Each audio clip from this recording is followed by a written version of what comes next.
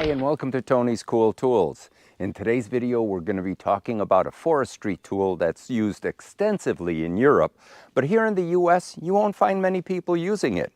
Not certain why, because it's an awesome tool. Stay tuned and see how I use it.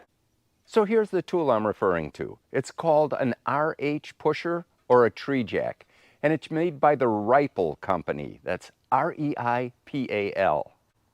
And they're based out of southern Sweden and are known for making high-quality tools for loggers and arborists, as well as first responders.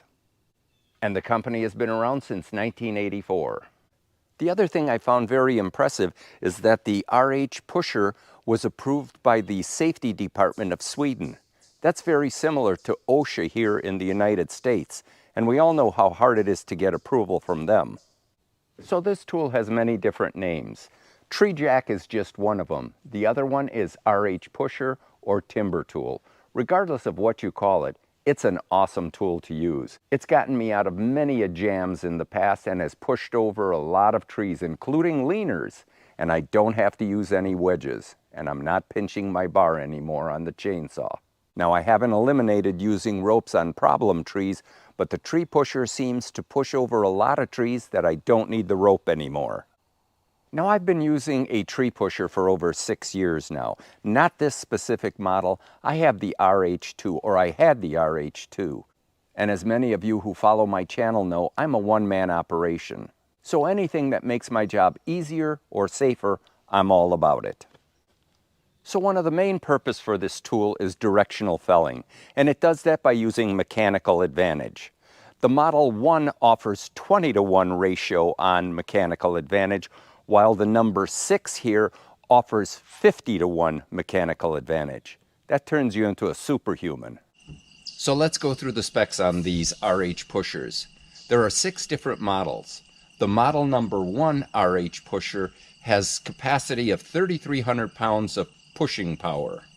And if you go to the Model 6, it has 7,900 pounds of pressure, or pushing power, that is. So you're almost talking 4 tons of force that you can push over. And as far as how much it weighs, the Model 6 weighs 53 pounds, whereas the model number 1 weighs 26 pounds. Now naturally, this isn't anything you want to lug through the woods with you every single day, but if you have some trees that you really need pushed in a specific direction, this is the tool you want. So to carry or transport the pusher, the models 1 through 3 have a sling that goes around here and you put it on your shoulder. And the models 4 through 6 have this handle right here that you carry. So in the collapsed or traveled position, the tool is 54 inches in length. And in the fully extended position, it's 106 inches in length. That's a lot of pushing power. So starting at the bottom, it has this plate with these turn down feet here that dig into the ground when you're cranking the mechanism up. And it's made up of both square and round tubing for the bottom and the top parts. And the pusher is powder coated and has awesome welds, and the fit and finish is flawless. And it uses a steel braided cable when you're cranking the top up. The claw here that digs into the tree is wicked sharp with those 4 teeth. And to get your additional length, this telescopes here by pulling this pin out, raising it until you see the little groove. And this now is the first extension. So I removed both the front and the rear guards so I can show you how truly heavy duty these gears are here, both on the front and on the back side.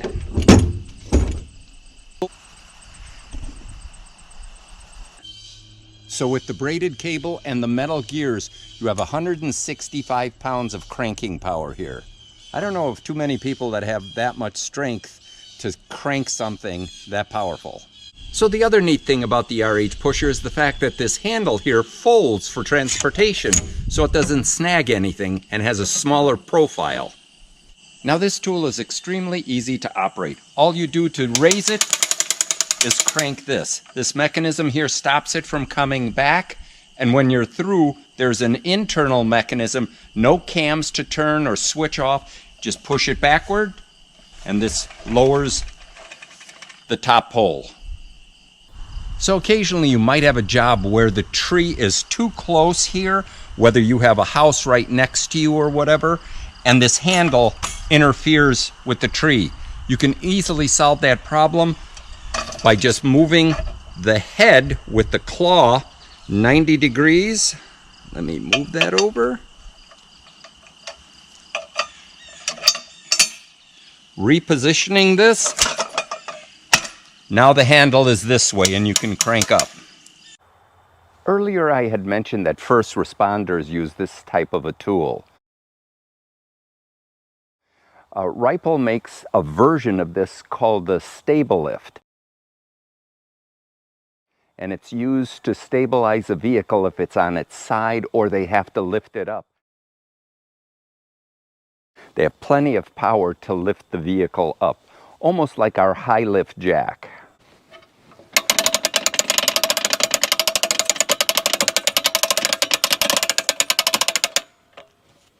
Now the RH Pusher 2 and 3 have removable heads, so this claw comes out and you could put different accessories on here.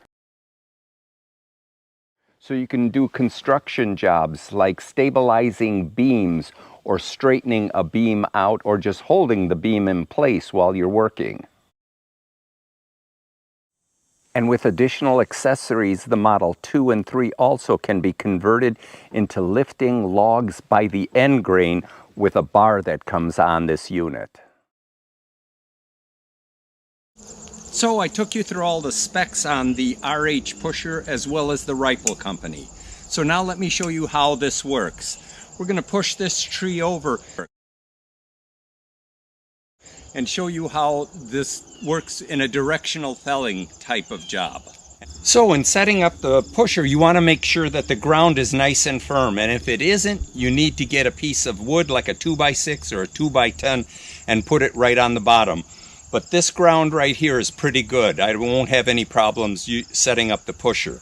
I've already extended the top part here, and the claw will dig right into the tree here with no problem. And now all I'm going to do is give it a couple of cranks, and we're ready to make our face cut. Okay, let's make our face cut now. I'm using my Stihl MS462.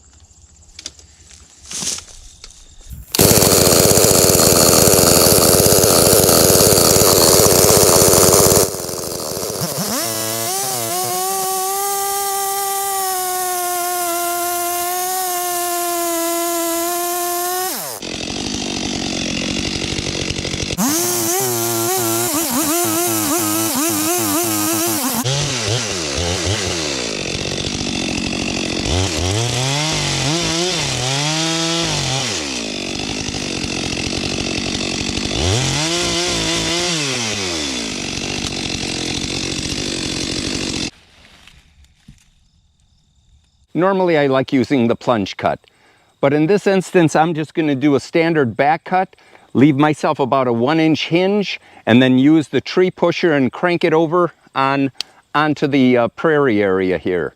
Now we do have a wind coming in this direction, which is opposite of what I'm trying to push, and normally you wouldn't want to do that, but with the tree pusher I have no problems.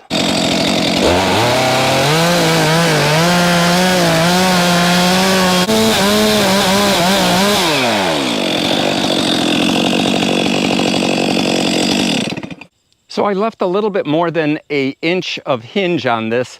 Let me show you how easy it is to push this over now.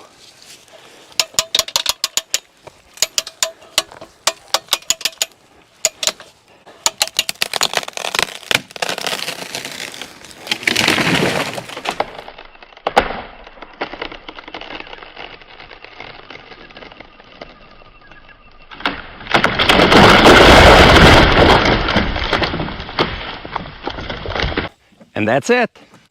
I actually left a larger hinge here, almost 2 to 3 inches, to show you how you can push over a tree even with that large of a hinge.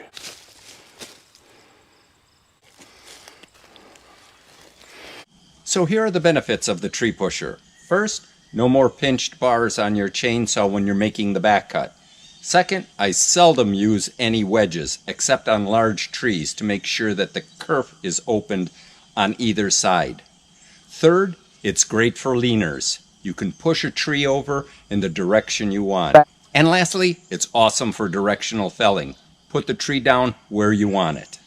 So here are the new kids on the block. In an effort not to make this video super long, I'm going to review these two log tongs by Ripple in a future video. In a couple, 2-3 weeks, I'll be having it. You're going to want to come back. They're pretty cool. So it's been awesome working with the folks from Ripple in Sweden. However, they do have a US distributor here, or a dealer that supplies these parts. And that's Viking Mountain Toolworks in Iowa. I'll have all the contact information for both Ripple and Viking Mountain Toolworks in the info section below. So if you've enjoyed this video, please like, share, and subscribe, and give me a thumbs up as well. And remember, pass it forward, make the world a better place. And don't be a tool, watch Tony's Cool Tools. Until I see you next time, have a great one. And remember, come back for the review on the log tongs.